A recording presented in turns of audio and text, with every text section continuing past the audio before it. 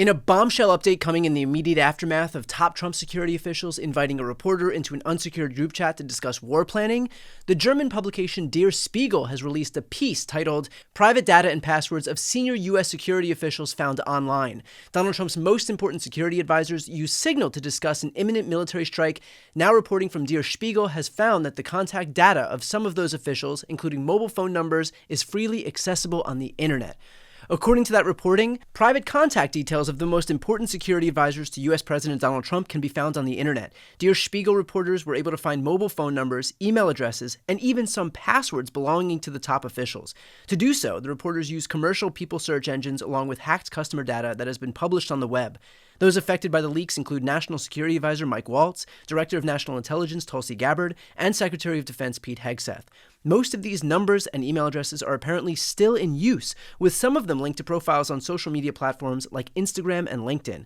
They were used to create Dropbox accounts and profiles in apps that track running data. There are also WhatsApp profiles for the respective phone numbers and even Signal accounts in some cases. As such, the reporting has revealed an additional grave, previously unknown security breach at the highest levels in Washington. Hostile intelligence services could use this publicly available data to hack the communication of those affected by installing spyware on their devices. It is thus conceivable that foreign agents were privy to the Signal chat group in which Gabbard, Waltz, and Hegseth discussed a military strike. In other words, the already disqualifying behavior of using Signal to discuss imminent war plans isn't the only way in which Trump's team has endangered our national security. Their private information allowing access into those very unsecured accounts is readily available on the internet. This is precisely why you don't use unsecured apps like Signal when you're planning military operations, because you don't know who already has access to that information given the breadth of hacked information available online. I spoke with national security expert Ned Price about what our top officials should be doing, and here's a hint: it's not executing missions via emoji on Signal with compromised usernames, emails, and passwords. This was a discussion, a session convening of the Principals Committee. And the Principals Committee is, just as it sounds, the principal from every relevant department and agency across our national security apparatus, meaning the Secretary of State, Secretary of Defense, National Security Advisor, CIA Director, on down, where the most complex, consequential, controversial, and yes, sensitive issues are discussed, adjudicated, and ultimately decided. Now, in every administration in which I've worked, in every administration over the past 60 plus years, those discussions have taken place in one place, and that's the White House Situation Room for very good reason, because these are held at a top secret level. If people aren't able to be there in person, let's say the Secretary of State is traveling around the world, perfectly understandable and in fact encouraged. That person has a team that goes ahead and they set up a top secret tent in the Secretary's hotel room, and the Secretary can beam in into the Situation Room on that top secret basis. The fact that this group thought that Signal, a commercial application, was an appropriate substitute it's really just staggering. There is no other way to describe it. Signal and its brethren have been the subject of nation states that have attempted to hack them, and in some cases have hacked them, but also private sector entities that have similar capabilities. And when you think about this collection of people, the Vice President of the United States, the CIA Director, the Secretary of State, there is no more valuable set of intelligence targets than the individuals who were in this single Signal chat room. So you can imagine if an intelligence service stumbled upon this chat room, they would consider it to be a gold mine. But you also raise what we don't know. And that is, to me, what is just as worrisome. Was this the tip of the iceberg? Were there multiple Signal PCs convened? Was there a Signal chat on Iran, on Russia, on China? Where did this start and where does it end? You know, the irony of this, Brian, is that Jeffrey Goldberg, the reporter who was inadvertently added to this chain, probably did more than all of these supposed custodians of our national security combined to protect our national security by reporting on this. If this gets them to stop this practice, that is to our collective, to our national benefit. And of course, we shouldn't have to explain to a political party which has spent the better part of a decade wailing about Hillary's emails that, in fact, it is bad to be reckless with how we handle classified national security information.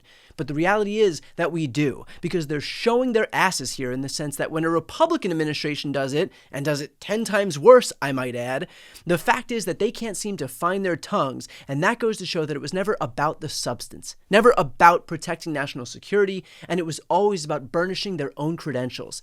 The fact that this administration can't even manage to own the fuck up and instead is pretending that it's just some great mystery as to how Jeffrey Goldberg was added goes to show that they don't actually care how unsafe this country becomes so long as they can protect their fragile egos. But hey, thank God we don't have women in charge, am I right? Because after all, they are far, far too emotional to lead. And Trump himself isn't exactly instilling confidence here. When he was asked if he can confirm that nothing classified was shared, this was his response. Say it. Do you still believe nothing classified was shared? Well, that's what I've heard. I don't know. I'm not sure. You'll have to ask the various people involved. I really don't know. In other words, he's got no clue what's going on, or at least he presents that way. We've got children doing war via Signal, and the guy who's supposed to be in charge of the country hasn't got a fucking clue what's happening in his own White House. And these people had the audacity to claim that Joe Biden was asleep at the wheel. Perhaps someone might want to clue Donald Trump in as to what classified means, because here's a hint. This is what it looks like. All the obfuscating and parsing in the world is not going to convince anyone that this text message laying out an imminent attack in a foreign country does not amount to classified information. And yet still, Trump would rather play make-believe than take accountability, like this suggestion here about Signal itself. Should Secretary Hegseth consider his position over the Signal? Hegseth is doing a great job. He had nothing to do with this. Hegseth. How do you bring Hegseth into it? He had nothing to do. Look, it's all a witch hunt. Here we are talking about some of the greatest business deals ever made. The greatest companies in the world are moving into the United States, and you want to ask about whether or not Signal works. I don't know that Signal works. I think Signal could be defective, to be honest with you. And I think that's what we have to, because you use Signal, and we use Signal, and everybody uses Signal, but it could be a defective platform, and we're going to have to find that out. That Signal must be defective. Right. That must be it. It's Signal's fault for committing the crime of allowing a journalist who Mike Waltz added to the chat to be in the chat. Yeah, no, it makes total sense. All of which should show you that these are people who are more focused on protecting themselves and their egos than our national security. If Trump and his team can't acknowledge this very obvious screw-up, then how can we expect them to take steps to prevent it from happening again in the future? They refuse to even acknowledge that they did anything wrong. It's one thing to be incompetent, and these people are clearly incompetent, but it is entirely another thing to refuse to get better because you've already decided that you're perfect. This is the fundamental weakness of this White House. And let's be crystal clear, if you and I can see it, you know damn well our enemies can too. For all this talk about how tough Trump is, the reality is that we have never been less safe than since he and his band of clowns have been in office. Before you go, first, if you enjoyed this content and you want to see more and support independent media, please subscribe to this channel. The subscribe button will be right here on the screen. But second, the reality is that we're now in a political environment where this administration can lean on any of the social media platforms to suppress certain voices if they don't like critical coverage. That means my longevity here is in the hands of a few tech billionaires who are already making it clear that they're willing to cater to this White House. To that end, signing up for my newsletter is a great way for me to be able to reach you directly if that ever becomes necessary. I'll put the link on the screen as well, so please sign up. It's completely free, but there's also an option to do a paid subscription if you'd like to support my work. I really appreciate it. Thanks so much for watching.